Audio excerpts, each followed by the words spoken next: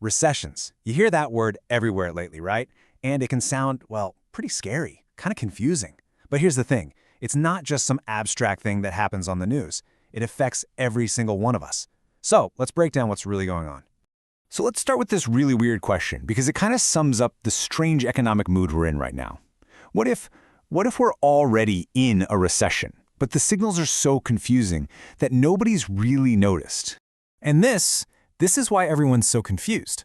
On one hand, you've got the classic warning sign, the GDP, which is basically the total value of everything a country makes and sells.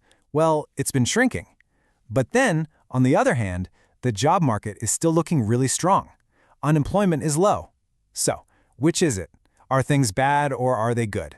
That's exactly what we're going to figure out. All right, so here's our game plan. First, we're going to tackle that question. Are we in a recession that no one's noticed?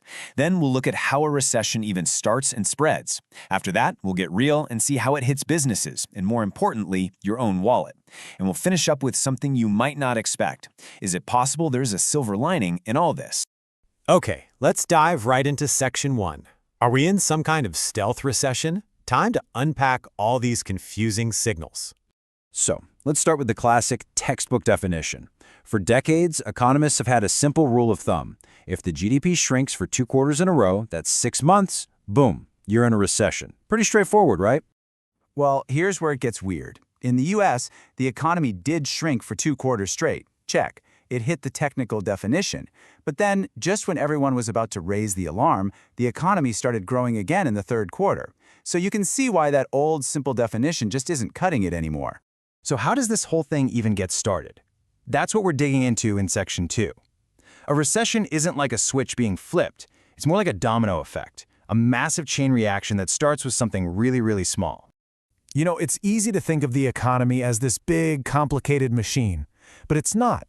The economy is just people. It's us. It's a reflection of how we feel, what we're worried about, and the millions of tiny choices we all make every day about where our money goes.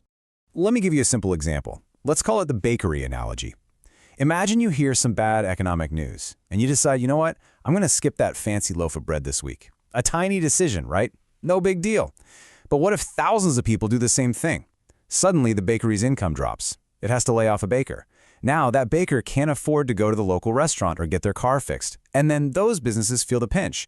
See how it works? That one little decision not to buy bread starts a ripple that can spread through the whole economy.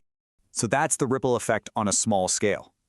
Let's zoom out in Section 3 and talk about the huge impact on businesses. And for that, there's no better case study than the 2008 financial crisis. When a downturn hits, businesses get squeezed from every direction. Fewer customers are walking in the door. It gets harder and more expensive to get the supplies they need. And maybe most importantly, banks get nervous and stop lending money. That's what people call a credit crunch. Suddenly, the cash that businesses need just to operate completely dries up. And 2008 showed us exactly how that plays out. Sales fell off a cliff, companies started losing money, which led to massive layoffs. Getting a loan became nearly impossible, even for healthy businesses.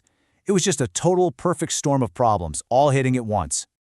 Okay, let's bring this home in Section 4. We've talked about GDP and businesses, but what does all this mean for you? How does it actually hit your bank account? Just look at this chart. It's pretty wild. During the pandemic, people were saving a ton, more than 16% of their income. They had a financial cushion. Fast forward to late 2022, and that savings rate had plummeted to just over 3%. For so many people, that cushion is just gone. And when the savings run out, where do people turn? Credit cards. And get this, the total amount of credit card debt in the US is on track to hit $1 trillion this year. That is a staggering number, and it shows just how many families are relying on debt to cover their bills. So you've got this perfect storm hitting people's wallets. Credit card interest rates are skyrocketing, over 20% in many cases. There's more talk about layoffs and job insecurity. And even if you got a raise, for most people, it's not keeping up with the rising cost of, well, everything. It is a massive squeeze on household budgets. I know, that was all pretty heavy. It sounds like all doom and gloom. But for our last section, let's flip the script and ask a different question. Is it possible that a recession could have an unexpected silver lining? Which brings us right to this. Is an economic downturn just pure destruction, or Can it actually spark some positive changes in the long run? Believe it or not, there's another side to this coin. A recession can be the painful medicine that finally brings down soaring inflation. It often weeds out inefficient companies, which can actually make the market healthier overall. It forces the businesses that do survive to get smarter, more efficient, to innovate. And think about it, the 2008 crisis led directly to a whole new set of rules for banks to prevent that kind of collapse from happening again. And this is a really key idea to grasp. Recessions aren't some kind of freak accident or a bug in the system. As much as they hurt, they are a totally normal, recurring part of how our modern economy works. They've happened before, and they're definitely going to happen again.